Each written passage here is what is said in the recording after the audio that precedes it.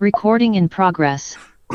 Welcome to Highway Diary. I'm your host, Eric Hollerbach. Returning guest, my brother from Auckland, New Zealand. This is Highway Diary, episode 367 with Vinny Eastwood. How are you? Somewhat fabulous. Other than that, like shit. There's an impending court case. But I don't want to. I don't want to bury the lead right now. But I want to kind of set up some other things.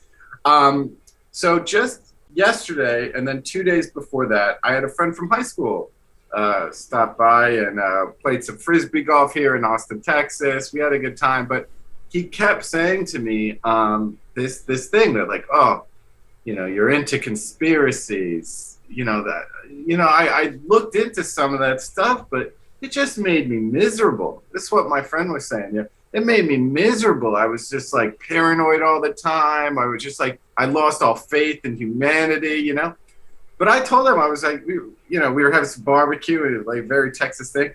And I told him, like, so you're telling me if you're getting fucked in the asshole by Satan, right? And you just feel this spiny penis, just not only when it enters your butthole, the spine's going, oh, what are you just going to keep your head down? I'm just going to keep my head down and just keep on.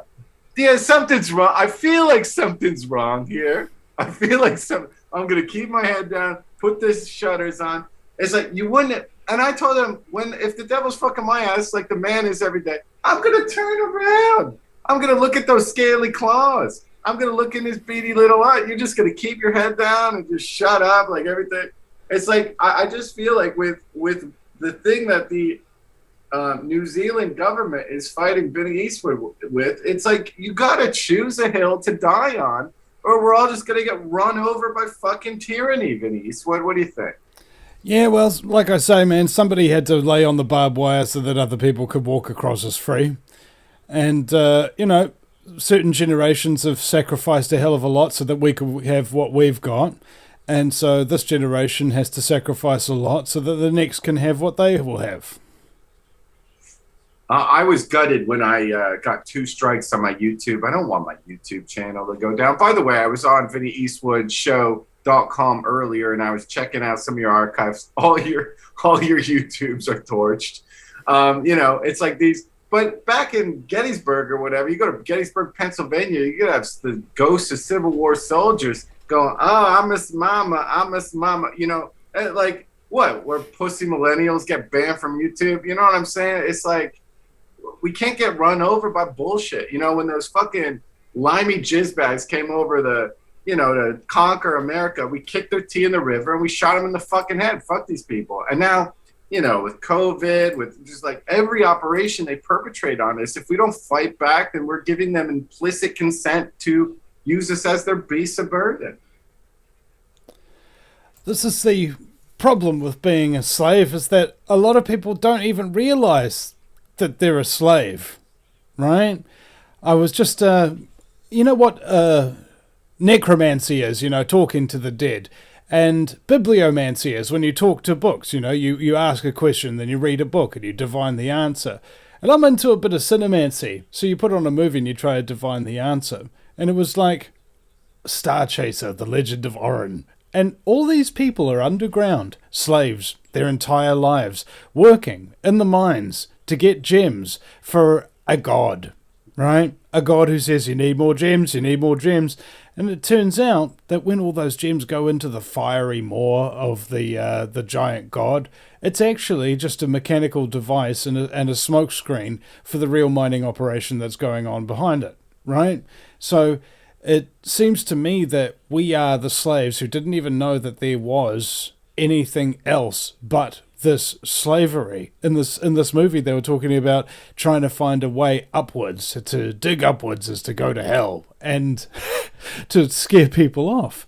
And what if we're in that same sort of mindset? We don't want to dig ourselves out. We don't want to dig upwards towards the truth, because it's so much nicer to be a slave, to slave on and on forever.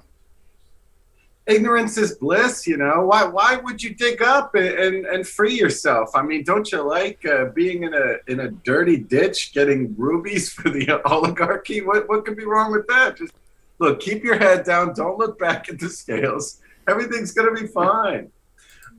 So I want to ask you maybe personal things, because I really feel like personal things are actually spiritual things. Like every time I've had a breakup, there's been two feelings, and you had a breakup during all of your, like, post arrest, I believe.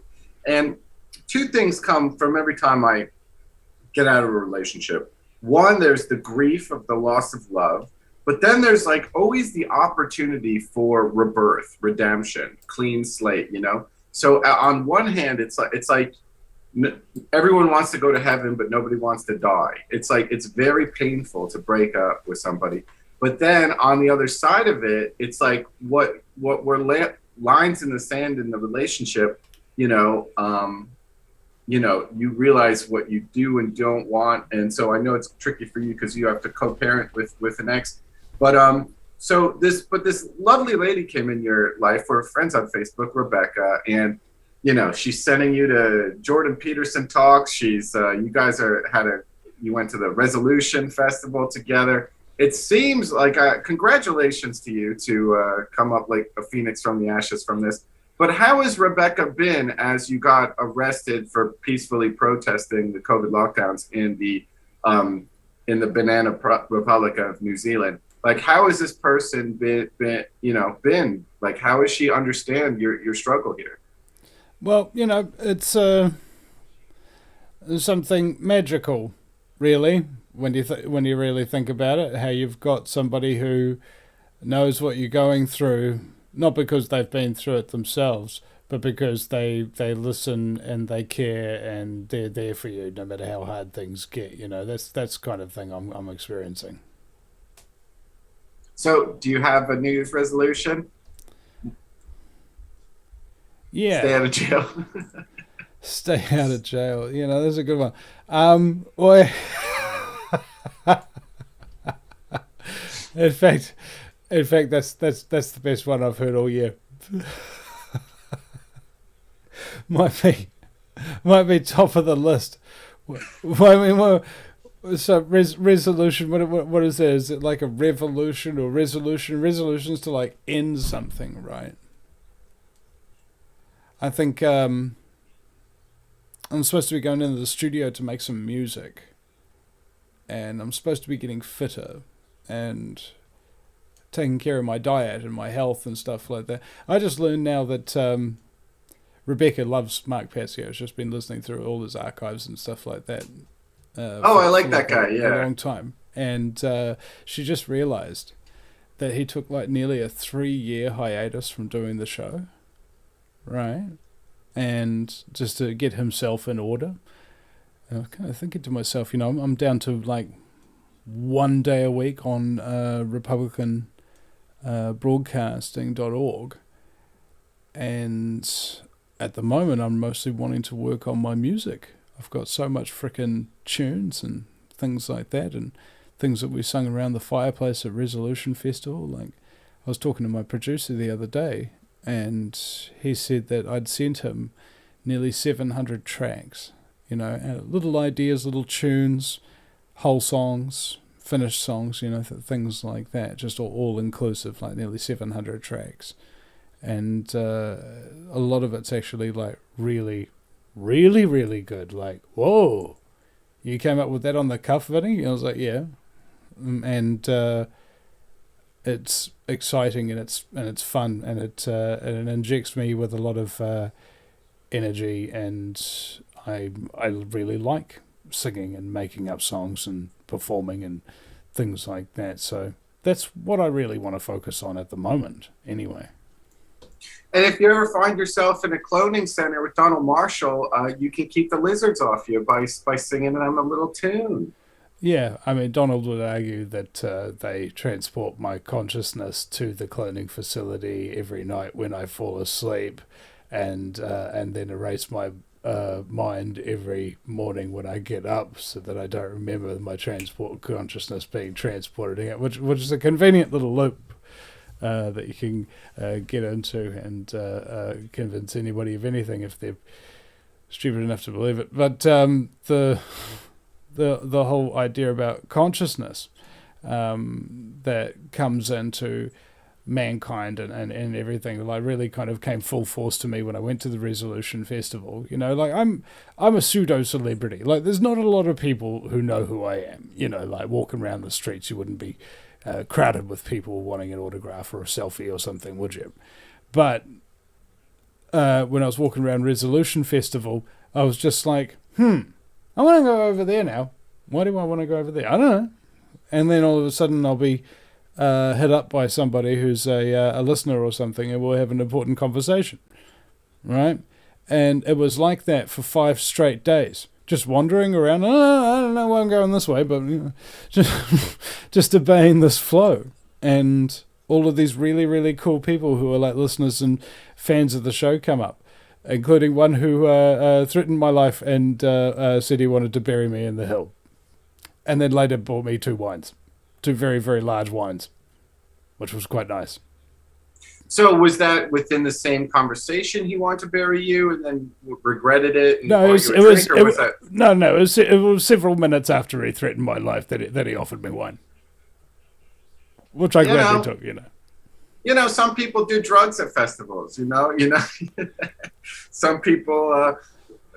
Listen, so you don't think Donald Marshall, like? Do you think that? Here's what I learned about James Robert Wright. Okay, another like fringe whistleblower. Like, there's a fine line between genius and insanity. Like, there's a fine line. Like, if someone was like MK Ultra psychologically tortured, like, would they, when they talk, that part of it could be like trauma-induced schizophrenia, but 80% of it could be real.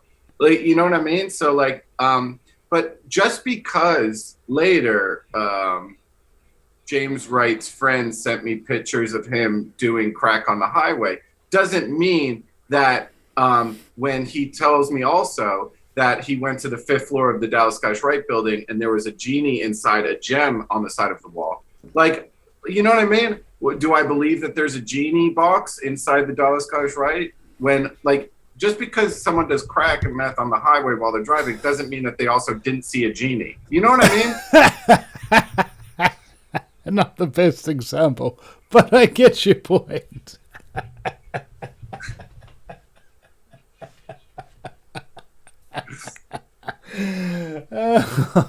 Like, when I hear your brilliant interview with Donald Marshall, it ticks like all these conspiracy box for me that, I don't know, maybe I was led to slaughter by multiple psyops, you know, but he's ticking so many boxes for me. But then, like, it's packaged in this brain consciousness shooting, you know, who knows? But like, I argue with Charlie Robinson, my buddy, because he like, you know, he likes these hidden in plain sight guys that shit on David Wilcock all day, like as a hobby.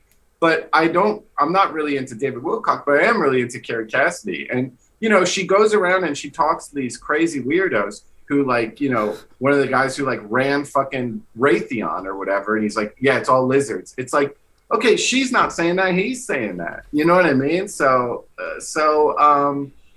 yeah, that's what I'm saying. It's like, when you go up the levels of conspiracy knowledge, it's like 9/11, chemtrails, JFK, and then like L. Ron Hubbard was in naval intelligence, and then some of these like Deep Space Nine guys are like, oh yeah, everyone's jerking off lizards for secrets, for technology. And it's like, where does Scientology end? And then these fucking secret space program people began. You know, it seems like L. Ron and Aleister Crowley are all in the same ethereal soup with their own like takes on it, and then they add their own fan fiction to it, you know. So I don't know. I love thinking about these murky waters. Because something is clearly, there is a ruling class that runs operations on us, and they seem to be in communication with the higher master, because when you look at their narrative, it doesn't make fucking sense. So where's this coming from? The Black Sun, like Zergakaz, the Draco Reptilian. I don't know. Klaus Schwab, every time he talks, he sounds like literally a retarded person. And he has every prime minister fly to Davos in 2 weeks. They're going to go to Davos again. You know what I mean? It's like, listen to him talk. He's retarded. But everyone's like, kissing his balls, kissing his ring. He dresses like Emperor fucking Palpatine, man. There's someone you could just like very easily behead him, and then, I don't know. It's funny how these people work. It's almost like the movies sort of like program you to recognize who the bad guy is, so that when the bad guy turns up in real life, you won't believe it because it sounds like it's from a movie.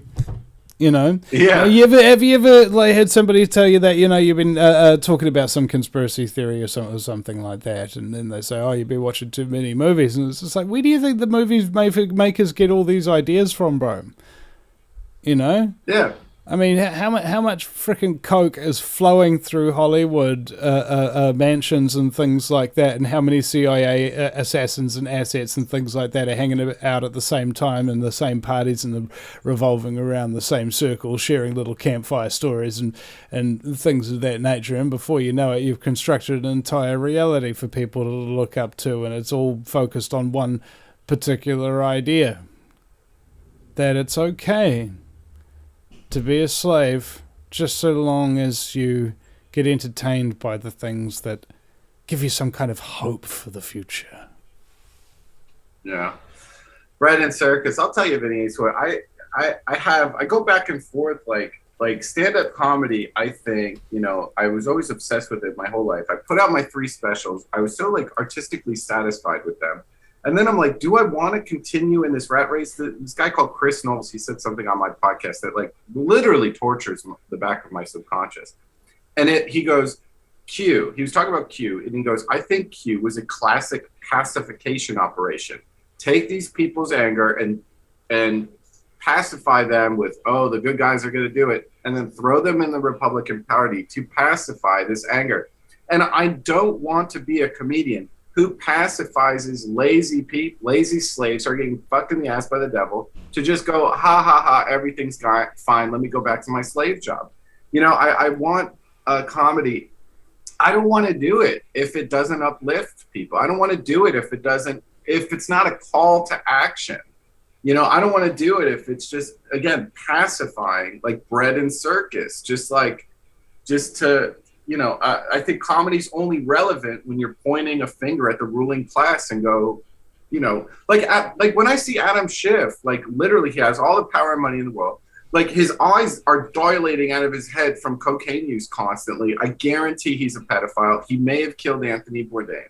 And he goes to Congress all the time. It's like, can you imagine how fucking miserable that guy is? How fucking miserable he is? So he has to be a drug addict. And these are the people ruling us. And then they fix the diebolt machines to fucking rig every election and keep these creepy drug addict pedos in there.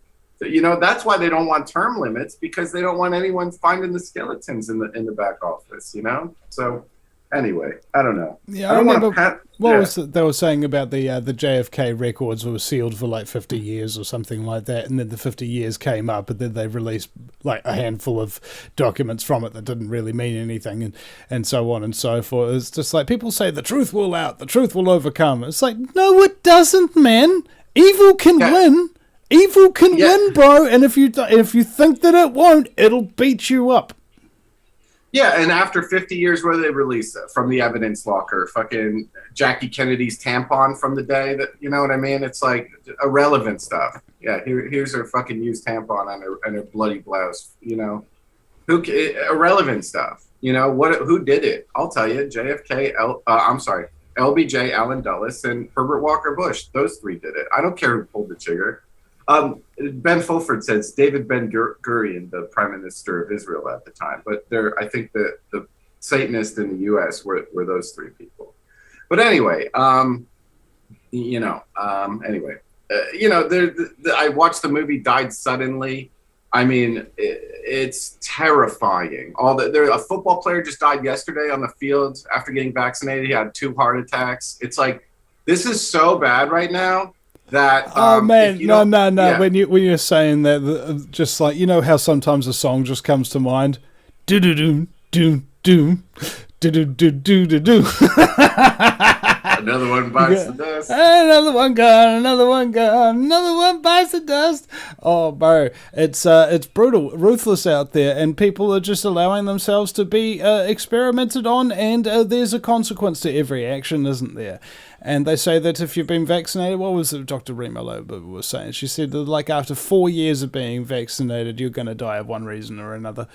You know, on average, if you get the 3 boosters or something like that, who goodness knows what it is, but there's a lot of people dying out there, and there's not a lot of like public woo for it, which gives good credence to the amount of censorship that's been going around. All right.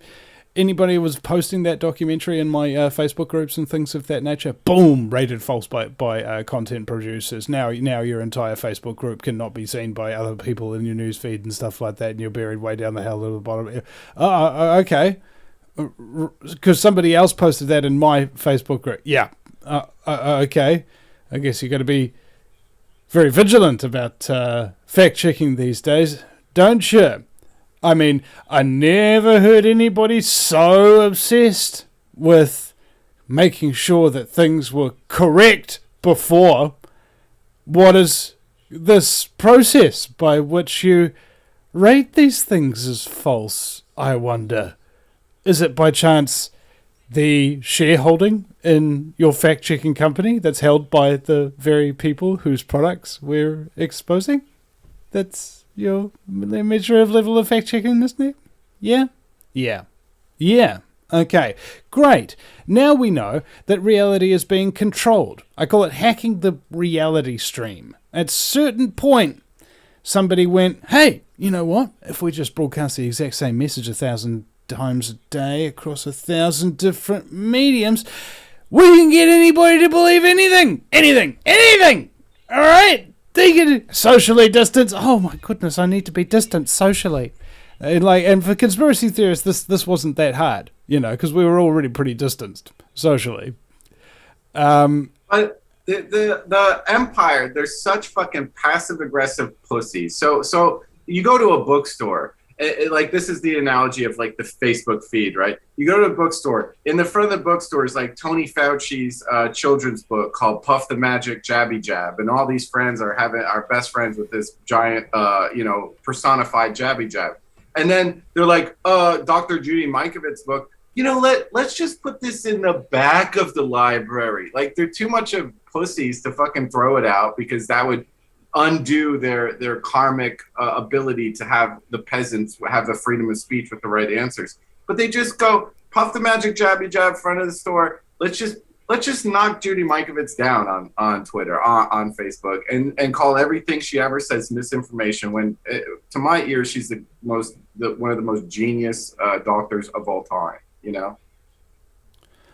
I don't understand to a large degree what to do now, right? Like, my entire career has been about making jokes and making people feel better and talking about real serious stuff that nobody wants to hear about.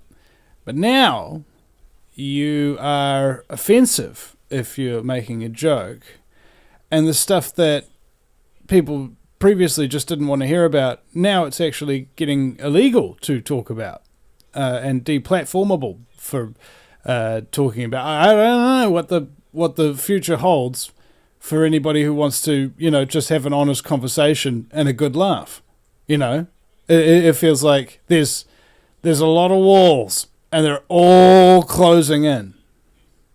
Yeah, and what do you think the CBDC is? The central bank digital currency. They just turn off your wallet, they turn off the chip in your brain, and they go, oh, you can't go to the feed store now. Oh, you can't go, you know what I mean? You're digitally walled off from the public commons, because these fucking pussies, like fucking Klaus Schwab and Adam Schiff, they can't look, the reptile's eyes looking at a actual sentient peasant of theirs. Who, you know, your Sixth Amendment right in the U.S. is to face your accuser. And they want to wall themselves off with the people that they've traumatized. They've run operation after operation after operation on. And if we look them in the eye, they don't want to do this, because they're going to start to dander. Their scales are going to become, you know, like visible. When you go, hey, persecute me for this fucking lie that you So they try to digitally wall everybody off with an AI algorithm to just passive aggressively put your voice lower. And the Sanjay Guptas of the world, like the people that are so pacified by Satan's cock all the way up their asshole, because they're so scared to be an outsider, they become completely they're completely zero integrity pussies. Like Stephen Colbert, his soul is worth 1 trillion of Judy Mikovits in my eyes, the way I see it. Like he tries to lead people to slaughter and then go like, oh no, I need a safe space for the Empire's lies. You're giving out medical disinformation. I need a safe space for the slaughter of the Empire. Like the level of depth Orwellian doublespeak right now. I was just thinking about this. Horrible. When Stephen Colbert was like being cut to from the Daily Show with Jon Stewart, right? And they had a little section on there. Yeah. And during the Bush presidency, right? That was great, because he understood that Bush and what he was doing and everything like that was crap. But then, as soon as Obama came in and the lefties took control, then the whole story changed. They didn't really do that anymore. But as soon as Trump came in, they're just attacking them. So it's like, basically, they only care if their side is winning, and they don't give them the due criticism that their own side deserves. And I think the truth movement, to a large degree, is also guilty of this. And we don't, call out the charlatans in our midst and so on and so forth, because we're being diplomatic, right? That's how you do it. You're supposed to be building a wide resistance across various fields of beliefs and things like that, and you generally don't have the ability to destroy the New World Order if every single person in your own field of expertise hates you. Yeah. Yeah, so they try to go, and I have a friend who works for a pharmaceutical company. He's been on my podcast. If you go on the archives, you can figure this out. But like when I bring up a name like Dr. Robert Malone, he immediately goes, "Oh, that guy's discredited. He's discredited." And like he just like, I love those buzzwords.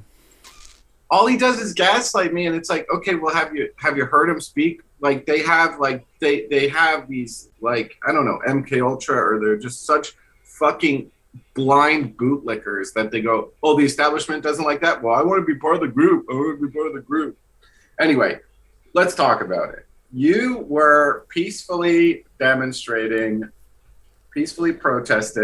the COVID lockdowns in Auckland, New Zealand, and you were outside a Denny's, and you were thrown into a paddy wagon, and you've been having to go to court once a month for a status hearing, discovery hearing, a nepotism hearing, looking at the creepy weirdo hearing. And finally, March 30th, 2023, you've already been found guilty. You're going to go to court for sentencing. What was when they declared you guilty, what was that process like? And or do you have lawyers going into March 30th, 2023? What can you expect? When we got arrested, we thought we'd be like, just given a rap and then get let go and stuff like that. But no, we had bail conditions for like 6 weeks. You're not allowed to access the internet. You're not allowed to leave your house. The police can turn up at 4 o'clock in the morning, 11 o'clock at night. Doesn't matter. Just to check that you're home on your bail conditions. And that was brutal enough, when you make your living from the internet. And then it stretches on, and what year is it now? It's 2023. We got arrested in 2021, right? August the 18th, all right? Just arrested protesting, okay, yep, slap on the wrist with a wet bus ticket, don't do it again, get out of here. No, because here we are, what is this now? Nearly 18 months later, or by the time we get sentenced, it actually will be, and it's cost tens and thousands of dollars of lawyers' fees, which I don't have the money for. So any donations would help. Significantly sized donations, by the way. Otherwise, I'm going to be debt for the rest of my life for standing up for this country and people's freedoms and rights that were being taken away by these unlawful lockdowns, which Billy, who was arrested with me, he was very concerned about. And then the very next day he learned that a 14-year-old girl in his district committed suicide the day the lockdown started. So we were trying to protect the people in New Zealand. We were trying to make a point that what we were doing was wrong. And they arrested us and bankrupted us and have found us guilty, and we await our sentence on the 30th of March. And there's been a few articles in the mainstream news and stuff like that, but as far as coverage from any alternative media in New Zealand, I haven't really seen much.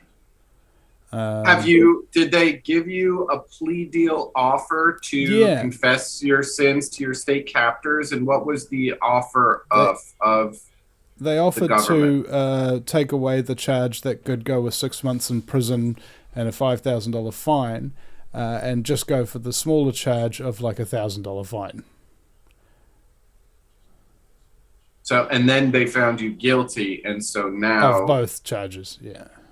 And so now, because you didn't play ball, so now they can give you a full 6 month and a $10,000 charge at the worst. Yeah. Is there a minimum? Is there a minimum of like 1 month? Do you think they'll give you the 6 and then put you out the back door after a month, or, you know? Who knows? I mean, lawyer and other people I know that have been to prison and stuff like that, in their infinite wisdom, they don't think I'll be sent to prison. You know, they maybe they might get an ankle bracelet or something like that, because it'd be ironic, wouldn't it, that I get an ankle bracelet to spend time at home after having such bail conditions to stay at home during a lockdown that I protested that forced everybody else to stay at home. I mean, as much anguish as this has been, I am glad that you are in New Zealand to at least to show a mirror to the court itself, and to go, you know, they're trying to beta test tyranny. They're going to do this again and again and again, and every slave that they're forced to arrest for peacefully protesting, they have to do more drugs in the back room to satiate their conscience. Like, they're going to be more retarded drug addicts later, the next time they have to do this. You know, I'm sorry, you can only kiss the spiky cock of your dark whisper so much before you fucking shoot yourself in the head, New Zealand judge system. Fuck you. Anyway, I'm sorry. I get pissed off, man. Yeah, well, there's something that's happened to men in general, is that we don't get as pissed off as we should do, and we don't act perhaps as aggressively as we might once have been done, and as a result, much more conniving, scumbaggery type individuals have seethed their way into the reins of power, and now there aren't any real men left to resist them. But you're like an outlier of society. You might be the most red-pilled New Zealander, you know. And it's hard to, there's a term that we use, like black pill. Like, it's hard not to be black-pilled by all the knowledge you have of all the government malfeasance.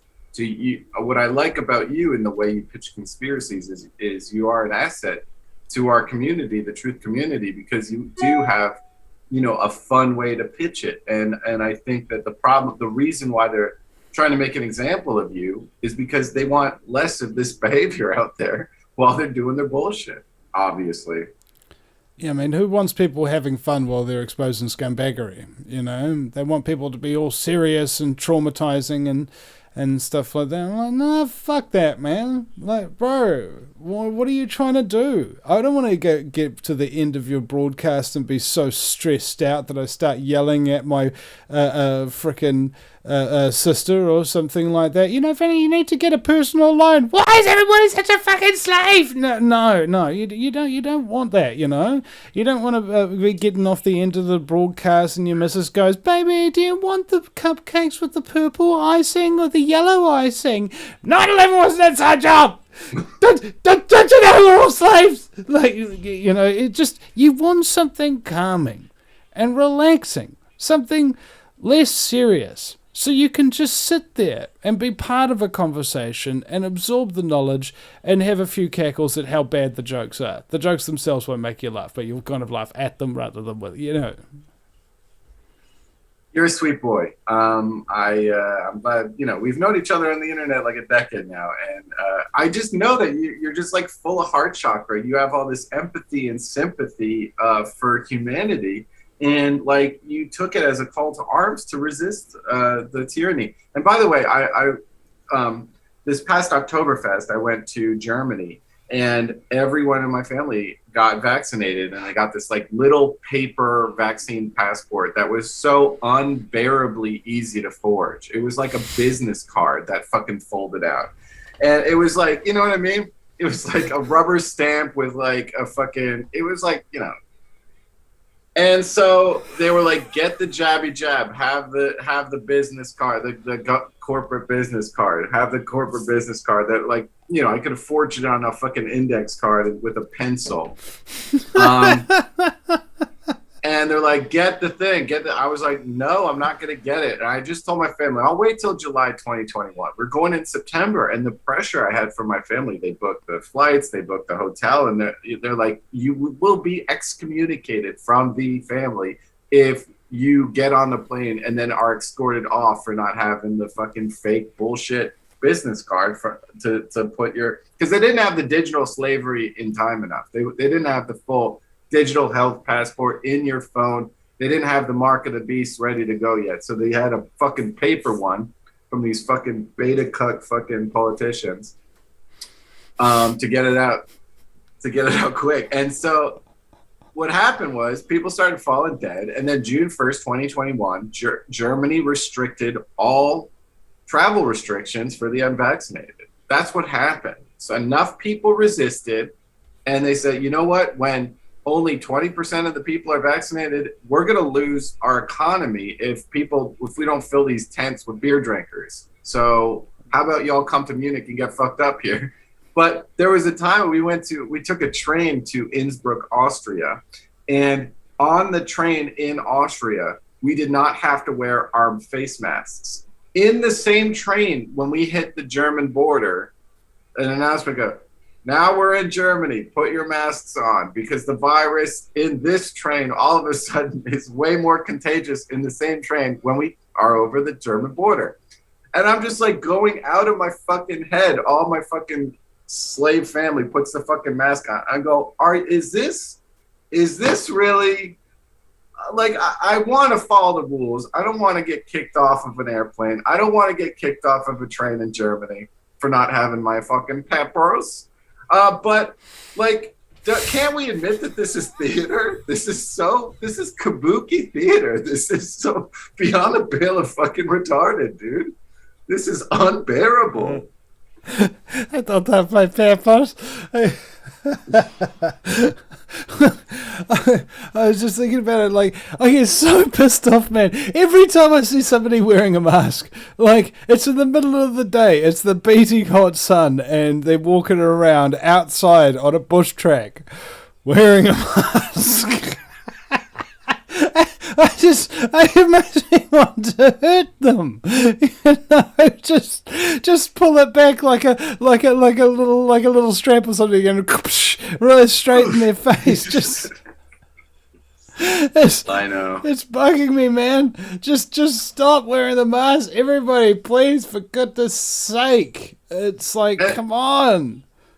And they're not environmental. The next thing they're going to do is like going, oh, I need a vaccine for climate change, you know? Oh, for the environment.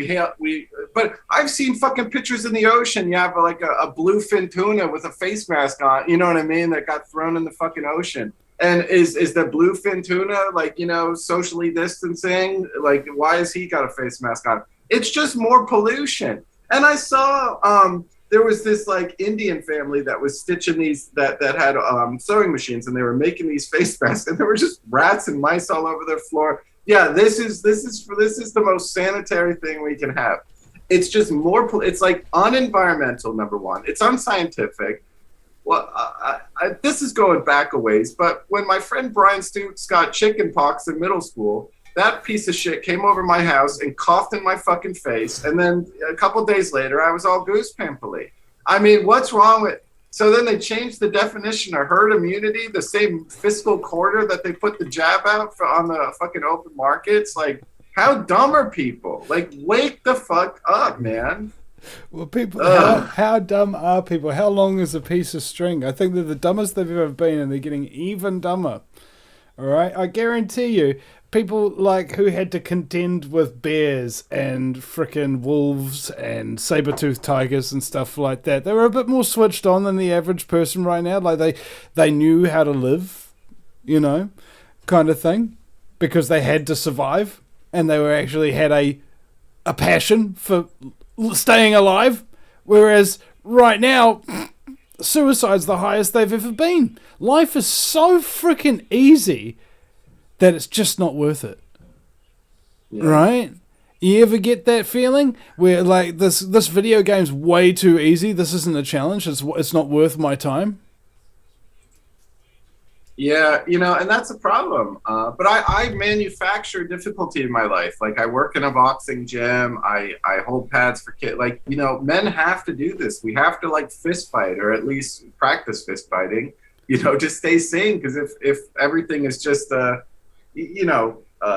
food, takeout Wendy's, and laptop careers, you know, there's no fight. You're eventually going to go crazy. But I sleep good at night because I know that I just always envision Adam Schiff, who I think is, again, the worst person ever. Like, Nancy Pelosi's gay husband was just beaten with a hammer by a gay prostitute on drugs. Nancy Pelosi has no teeth anymore, so now she has dentures that are falling out of her face all the time from meth use or whatever.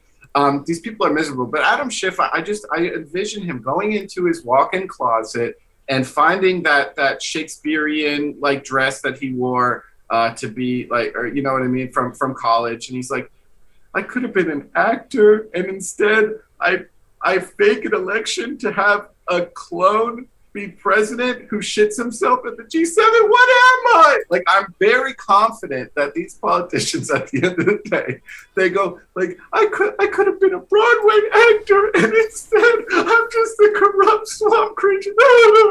And then they put on, you know, he puts on lipstick, and he puts a dildo between his tits, and he fillets a revolver for 25 minutes. And then he takes all the makeup off, he takes a shower, and then he walks right into the Congress. That is Adam Schiff's fucking life, okay? So would I rather live like that person and cheerlead tyranny, or would I rather be my broke ass? I would rather be my broke ass all day, you know? Mm. Yeah. And it's just like when you're thinking about it, you know, if one of these scumbags as a child understood what they really would become and stuff like that, you can just imagine them covered in blood and placenta and stuff as a little baby just going, kill me, kill me. Yeah, this is your life. This is your life. You're going to cover up the assassinations. You're going to like after they kill Seth Rish, you're going to like show up there with a mop and broom and bleach. Like, you're just going to be scum. You're going to be scum, you know? And I know they feel it. They have to feel it. How many of these people are going to get assassinated, you know? And what kind of a cleanup job does that take? You know, see, everything's an opportunity, ladies and gentlemen. There's cleanup company ideas up to wazoo, and now we're just coming up with a new one. All right, like for the real cleaner in all of us. What do you mean by cleaner? What do you mean? Well, have you ever seen La Femme Nikita later got made into Assassin with Bridget Fonda, and they mess up an assassination and they have to order in the cleaner? Oh, okay. Yeah. Like in Pulp Fiction, the wolf comes through and he makes sure to bleach the Interestingly enough, played by the same guy, yeah. Oh, Harvey Keitel is the cleaner? Yeah. Oh, yeah. And in it, they've botched up this assassination, and one of the girl assassins is freaking out. So the cleaner just kills her and tosses them into the hot tub and starts pouring acid on them. And then he looks at the other girl, and played by Bridget Fonda, And she just smiles and she goes, I never did mind the little things. Yeah. Right? Just clean it up. Yeah, so you're saying that you think that they're more psychopaths and they don't mind the little things, they don't mind the cleaning up of the blood from the limousine after the assassination? I don't know. I think they just get somebody else to do it, you know. It's just like, it's a bit below my pay grade, you know, man. Yeah.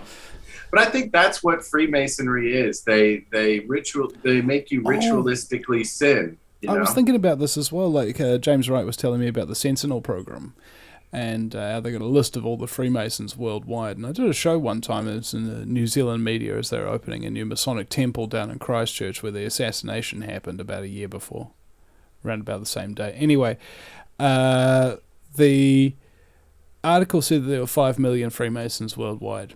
Right, and James Wright said that they had them all on a file, all the judges, all the lawyers, all the doctors, all the everything, right? And so, if you ever wanted a investigation to get covered up, or never proceed in the first place, it'd be an awfully handy thing to have your finger on, wouldn't it? And goodness knows what other kind of replicant programs there are there. How much shit can you get away with in this day and age? With the resources the New World Order has got, fuck, they can get away with pretty much anything, you know? Child trafficking, Satanists, and pedophiles, and things of that nature. The worst crimes, you know, murders and of the most horrific nature, just all just under the rug. Nobody knows. No, I have no idea. No, it wasn't me. All right, and then everybody's back to normal, and we're going, okay, cool. All right, we're living in society again. Yep, some weird shit's happening. Yeah. I don't know what's going on, but you know, it's all good, bro. It's all good. Or they're out of network, like you know, they're like out of their network, and they have to like fly in a creepy weirdo from the next county over to be like, you know, like to clean it up. You know, what never made sense about this whole thing, and what I just can't reconcile with like grown human beings is this flu comes through, like a flu happens every year, and so you can get the flu and then get over it with some chicken soup, or you can get you know, whatever, and so everyone's gonna get it anyway. No matter what we do, everyone's going to get this flu. But and it has a 99.9997% survival rate. The only people that it killed are 80 years old who their body, you know, it was like influenza for them. It was influenza. I don't think it was ever even genetically modified. I just think it was the common cold, and then the government used it as an excuse with the media and with the politicians to gain access to your bloodstream, to change your DNA, so that they corporately own you like a GMO tomato. Like Monsanto owns tomatoes because they've changed the DNA of God. The word agriculture is aggregating God. You could not own a tomato. I learned this in middle school. By the time I was in college, you could own a tomato because they they tweaked it a little bit. That's like any pharmaceutical compound. You know, you can't zinc or magnesium, you can't patent them. God made these, but if you take zinc and then you just take one little electron off it, now it's like you know, a synthetic that can be patented, right? So then they change your DNA so that now corporately they own you. Like on the back of your social security card in America, on the back of it is a red number for Wall Street speculation. This is only the upgrade. And then the next passive aggressive upgrade by these fucking satanic cucks is the CBDC with the digital tyranny. I mean, they want to beta test tyranny and see who's compliant. And I'm very happy to know Vinny Eastwood, who is not compliant, and he was just like, hey, this is some bullshit. Teenagers in my community are killing themselves over this bullshit because they can't go to school, they can't see their friends, and instead of reading and writing, we're getting this operation, you know, and we're going to have 2 years of less school, and we're going to be retarded now. We're going to be 2 years more retarded. I met a fucking teacher in a grocery store who, during the lockdown, you know, I had a face mask on, and she goes, You know what my kids do now? They sign into their Zoom class, and then they as soon as I call attendance, they sign out and watch porn on the same laptop. It's like that's what teachers were dealing with during that time. So they're 2 years more retarded, a generation, and the compounding fucking psychological impacts, the socialization impacts of that. You know? Yeah. Well, I remember Jordan Peterson talking about how you need to socialize children, before a certain age. After that, they can never be socialized. You can institutionalize them and do whatever you want to them, but they'll always be the same kind of thing if those critical years aren't really filled out. And how many children are actually going to be borderline retarded? There was an article out that said that the IQ dropped by like 20 points on average for that generation going through 21 and 22. Due to the inability to see facial expressions. Just that takes away a lot of information for a developing brain, and they hook on that information and they build from it, and there was nothing to build from, so now they're 20 points lower, which is like being from average intelligence to being so stupid that you need people to take care of you for the rest of your life, and those people who take care of you can't do anything else with their life because they got to take care of you now. Right? Yeah. Absolutely. How many people are like that already, and how much worse is this going to get as time progresses? Yeah. And I used to live in Los Angeles, and, just in Los Angeles pre-lockdown, right? I lived there from 2009, 2014. And I'll never forget, I met somebody, and I was like, I just went surfing for the first time in Manhattan Beach. And I met this person, they're like, oh, I've never been to the ocean. And I was like, I'm sorry, what? And they lived like, 50 or 70 minutes from Santa Monica, and they've never touched the sand in their life. And they lived in, the valley of Los Angeles their whole life. And, so that's like, in the best case scenario, you have an outlier who's an isolationist. Now you have 2 years of less socialization. And then, what did the government say? They said, you need the jab to travel. You need the jab to travel. And then the ones that hadn't even touched sand in their life are like, I'm getting vaccinated just in case I ever want to travel. It's like, you haven't been to the shore in your own state, and you want to go to Paris one day, so you're going to get the jab. It's like they just, they coerced you. And the Nuremberg trial is all about you're not allowed to coerce a population to take an experimental medical intervention. And that's exactly what this is. They broke the Nuremberg Code.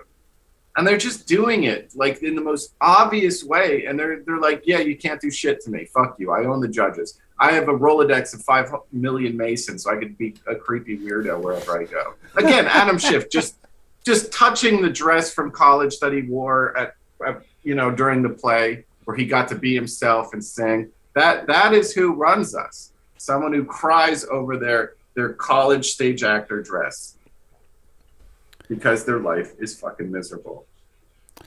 Yeah.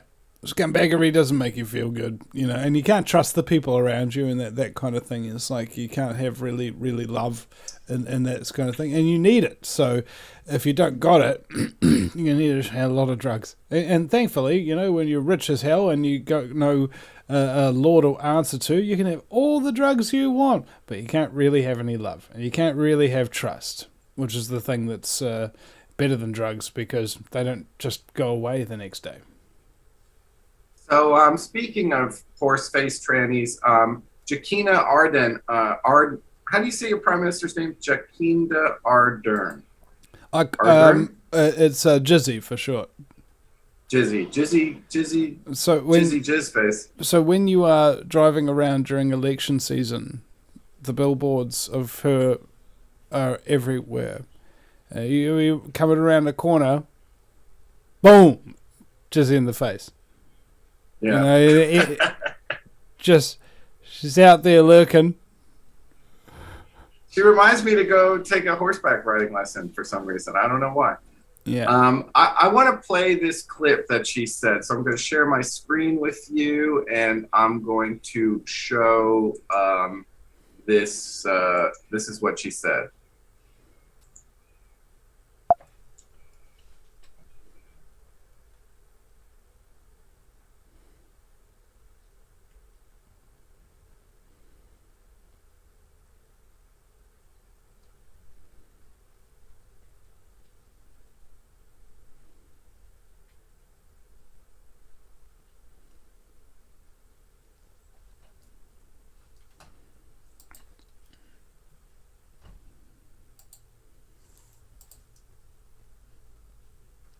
Can't hear the audio, bro. Oh. Sorry, you can't hear the audio? No. Oh dear. Well, the interviewer asks her, so what you're setting up is a two-tiered society, two-class society. And she goes, that is what it is. That is what it is. So then we actually maintain high vaccination rates. And then she starts gaslighting. But it's like the first question of that was, so you're setting up a two-tiered society? And she goes, yes, that is what it is. So you are resisting the premise, like the whole thing that you did, and the reason why your government captors went after you, because you wouldn't plead. You wouldn't confess your crime of taking $1,000 fine for, so now they're really trying to screw you with a $10,000 fine and 6 years in jail, is because you're resisting the two-tiered society. There's two class systems now in New Zealand. The digital technocratic bootlickers and, the scum, the second class citizens. Is that what you see? Is there any other way to look at it? No, that's pretty much it, eh? I mean, yeah. What difference does it make? As soon as we got arrested on August 18th, 2021, when people started occupying Parliament grounds in, I think it was in March, or it might have been February 2022, we knew immediately that those protesters were just going to get moved on. All right? By any means necessary, because we proved as the test case that you don't have any rights in New Zealand.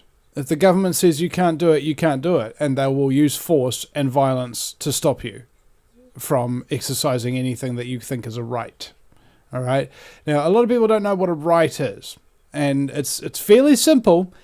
It's anything you can think of that doesn't hurt anybody or damage any of their stuff is your absolute right.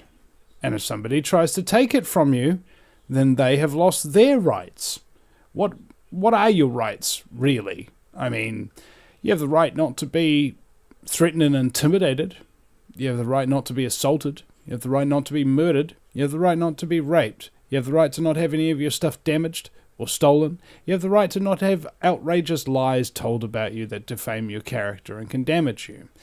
All right, you have the right not to be trespassed on your private property, that kind of thing, and they're quite simple, because they all belong to you. And if you had to boil it down even further, you would just say you can't take things that don't belong to you. End of story. So is that the Constitution of New Zealand? Like in America, we have the Constitution, so that you can, even though it's been suspended, they still virtue signal that there's still a Constitution, even though we've been in martial law since 1820 when we went bankrupt for the Spanish-American War, some bullshit. But they have to pretend that there's a Constitution. What is it like in New Zealand? Is that what you just described? It's no. What I just described is what's actually real, what's actually true for you and for me. When the universe began and when the universe ends, it'll still be true. But what New Zealand has instead of rights is they have the Bill of Rights, which have a clause right at the end of the Bill of Rights that says, you've got all these rights unless we say you don't. And then in the COVID-19 legislation that they passed at 4 o'clock in the morning when there was almost nobody in the house, was no discussion, it also says you don't have to be arrested or anything like that. These measures do not override the Bill of Rights Act. But again, you go back to the Bill of Rights Act, which says you've got these rights unless we say you don't. And because the COVID-19 Health Response Act says that you don't, then you frickin' don't have any rights, do you, cunt? Hey, we proved it, and then nobody listened to us. All right, in terms of, there's a lot of very positive people about Wellington. They say all these great stories about, the community was there, we had like a machine going and stuff like that, and blah, blah, blah, blah, blah. There were strong women, etc., etc. What did they achieve? Oh, we achieved, a level of spirit or something like that. No. Your objective was to get your rights recognised. Did you?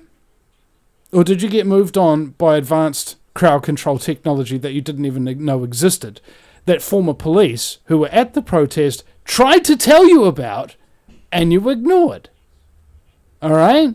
That people who had already tested these waters about what the government in New Zealand would or wouldn't allow told you wouldn't work, and you did it anyway. Okay? There was all this woo-woo kind of peace and love type of action and things of that nature. What do you think scares satanic pedophile scum who have infinite dogs that they can just sick on you? What do you think they're afraid of? You think they're afraid of people singing peace and love songs? No. I would say a mirror and competent populace. Critical thinking. They don't want a educated, well-educated population capable of critical thinking. That's against their interests, in the words of George Carlin. Now, dancing and singing, all the protesting and stuff like that, I've been to thousands of protests, and this is something that's was absolutely beautiful, but I wasn't able to go because of my bail conditions. And I'm a bit cut up about that, because maybe something would have changed in this country if people like myself and Billy actually had been there to call people out and just say, hey, look, bro, no, you're not on the right page. You don't know what you're doing. Look at what they've done already. Okay, just there's a word, a sound, really, that is very important for you to hear right now, son. It is this. Shh. All right? Just shh. Listen to the people who know what they're talking about. Listen to the people who know what they're doing. Otherwise, you're going to wind up getting assaulted and traumatized and then burning up all the resistance's resources and monies and stuff like that without accomplishing anything other than getting post-traumatic stress for the next generation of people who might want to protest this stuff. You understand? And it's... Yeah. And am I, angry at what the New Zealand government did to these people? Yeah. Was I traumatized by what the New Zealand government did? Yeah. Do I really fault any of the protesters at the end of the day? Nah. You did it. You did what you thought was right, and that's all that you really knew how to do. If you come back next time, you might do things a little bit differently, perhaps, but you did do what was right, and I respect that. I can't say that I don't respect it. So you alluded to something there. Do you think that at the COVID protest that you were arrested at, they were using advanced directed energy weaponry against to disperse the crowd? Oh, in the Wellington protests, yeah, it was all on record, man. We got the pictures of all the sound cannons and things like that they were using. And we've got reports of hundreds and thousands of people coming back there with strange burns around their lips and really weird illnesses that just came out of nowhere and then wouldn't go away for ages. Rebecca, when she came back, she was... I think it took nearly like 3 weeks of me virtually nursing her back to health, and she's a fit girl. And she, does hiking and yoga and all of this kind of stuff, and is used to earning 6 figures and doing project management coordination and stuff like that. She has one speed like Charlie Sheen. It's go, and for 3 weeks she couldn't virtually move, bro. That's how sick she was. And she wasn't the only one that went down there. So, yeah, a lot of different weaponry being tested down there that had been... I'd known of its existence since, I think, about 2014 when we investigated Operation Katapo, which is a little operation where they had a scenario whereby New Zealand elected its own democratically elected dictator. And the international forces had to land in New Zealand, take out the anti-US protesters and put them in camps and things of that nature, and then take back Parliament. This is just a military exercise, largest foreign troop movements in New Zealand soil. This happened in 2014. And supplementary to that, there were lots of rounds of ammunition, lots of riot gear. I think it was like 100,000 suits of riot gear or something like that. Something ridiculous, like more than even the cops that we've got in this country. Like, why the hell do they need all that riot gear? That's just too much. That's insane.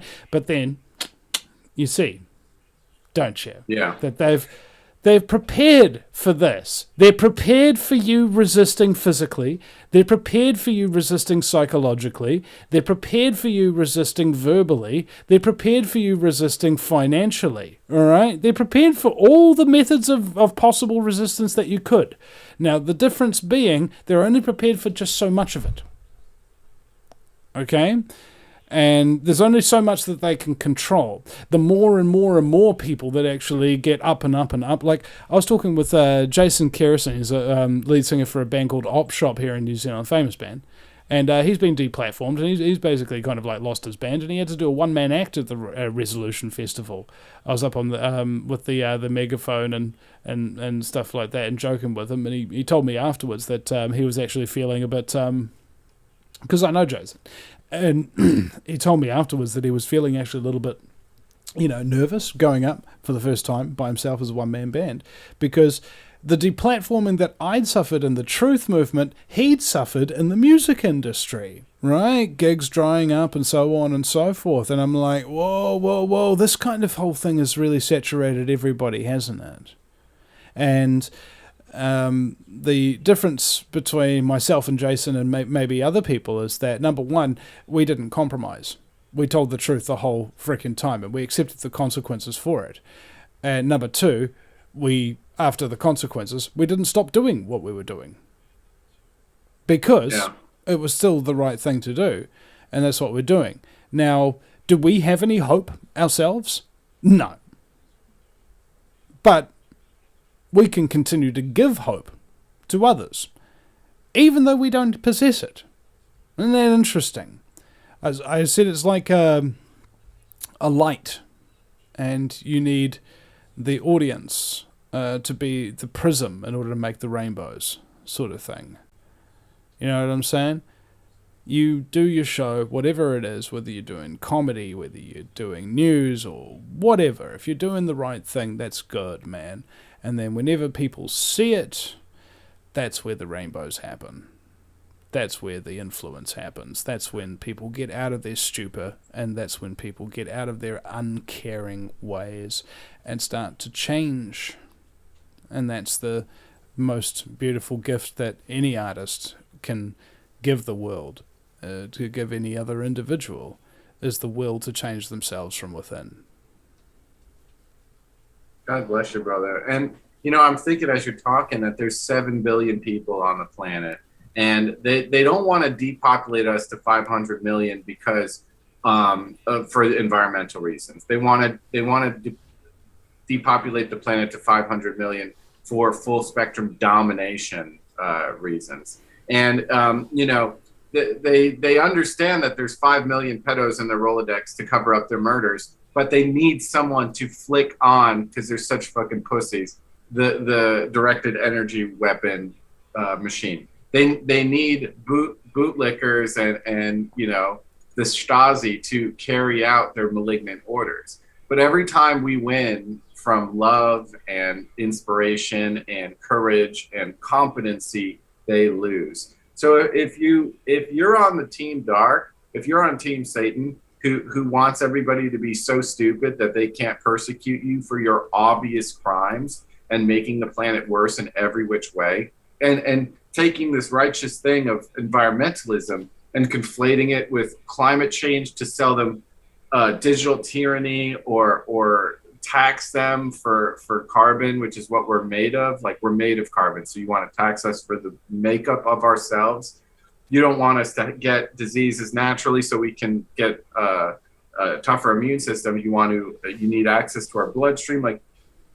So then that tells you that, your role in society, Vinny Eastwood, is like very, very important. I want people to descend upon the court and show support for Vinny Eastwood March 30th, 2023 for sentencing, because that judge is going to have to look more of his little surface monkeys in the eye when they show you support. And these fucking cogs in the wheel, when they have more eyes on them, then they're more apt to do the right thing. So they've already said you're guilty, but they could say you're guilty, 2 hours of community service, and send you out the door, or they could say 6 months in jail or $10,000, and it depends. And the support you get and the resistance that you can muster for this, is the answer to this. But it's not a small victory, because the Prime Minister herself is saying she wants to squash you, with her horse face. And I don't know. I think we should end there. I want you to say some final words, but I want to say the VinnyEastwoodShow.com. You can donate there.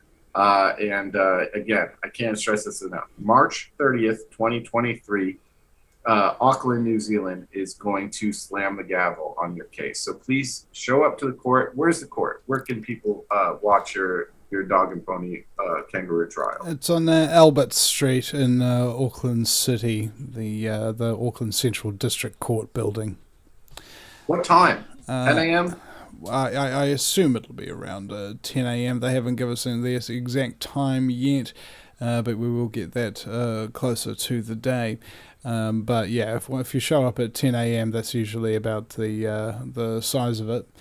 You'll be standing outside with many others, hopefully, expressing their disgust that New Zealanders don't have any rights anymore. I mean, we already figured that out. As soon as they passed the guilty verdict, I was like, Billy, we've accomplished what we came here for.